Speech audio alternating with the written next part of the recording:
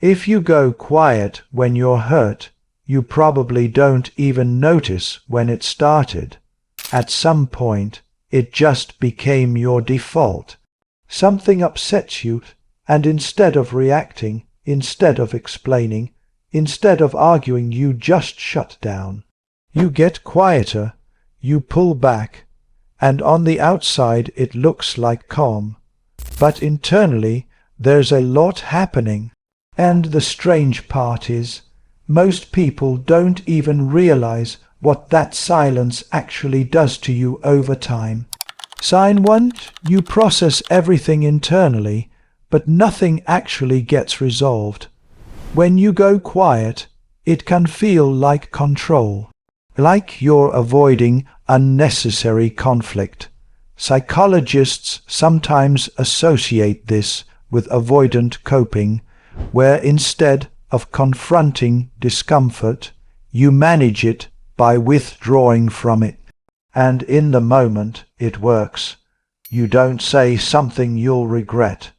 You don't escalate the situation. You keep things peaceful, but what actually happens is the emotion doesn't go anywhere. It just stays inside, looping. You replay the conversation later. You think about what you should have said. You imagine different outcomes. And because nothing was expressed, there's no closure. So your mind keeps trying to finish a conversation that never really happened. That's why people who go quiet when they're hurt often overthink more than they realize. It's not random. It's unresolved emotion looking for an exit. Sign 2, people start misunderstanding you. From your perspective, silence feels safer.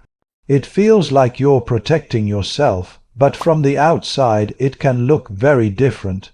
People might assume you don't care, or that you're unaffected, or worse, that everything is fine. There's a concept in psychology called emotional invisibility. It happens when your internal experience isn't visible enough for others to respond to it. And over time, this creates a disconnect. Because you're feeling deeply, but others aren't seeing it. So they don't adjust. They don't apologize.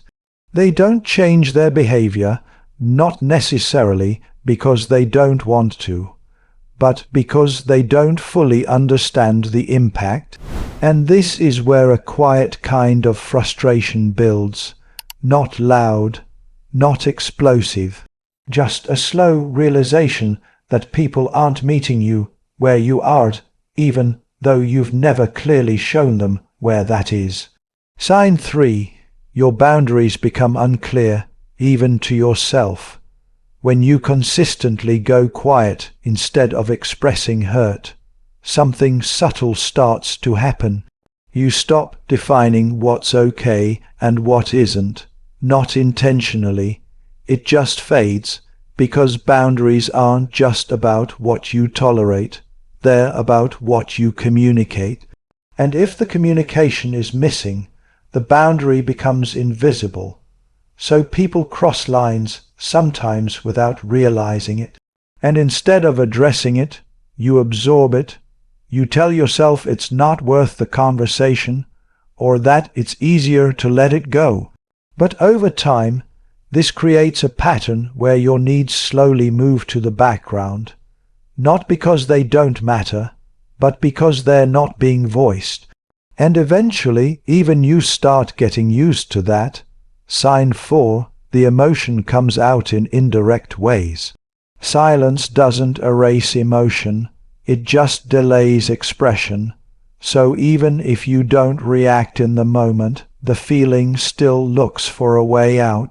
Sometimes it shows up as distance. You start pulling away from people without fully explaining why. Sometimes it shows up as irritability. Small things start bothering you more than they should. Or sometimes it turns into emotional exhaustion, where you just feel tired of interactions, even simple ones. One of the lesser known effects of suppressed emotion is that it doesn't stay neatly contained, it leaks. Not in obvious, dramatic ways, but in subtle shifts in behavior. And if you're not aware of it, it can be confusing.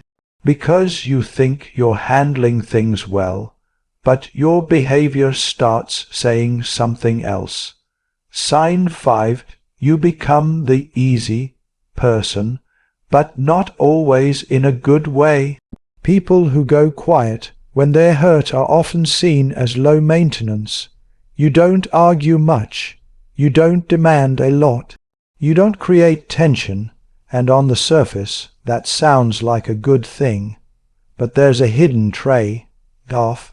Because when you don't express discomfort, people naturally lean into that space. They rely on your patience. They assume flexibility.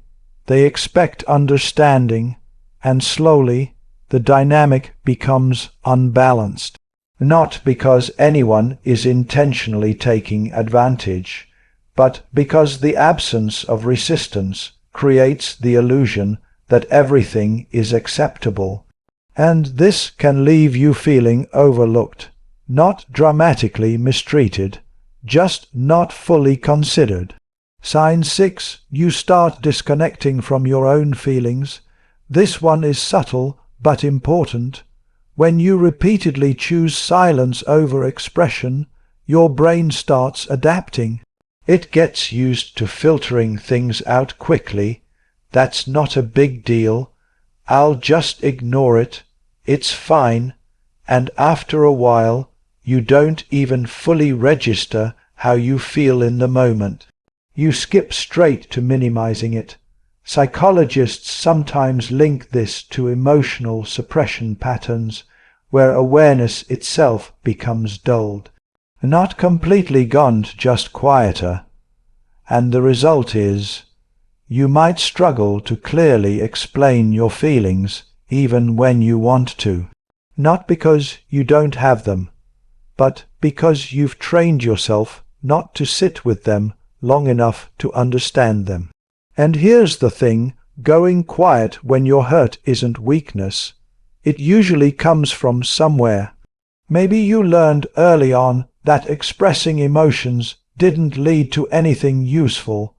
Maybe conflict felt unsafe, or pointless or draining, so silence became your way of staying in control. And in some situations, it still works. But if it becomes your default, it starts costing you in ways that aren't obvious at first.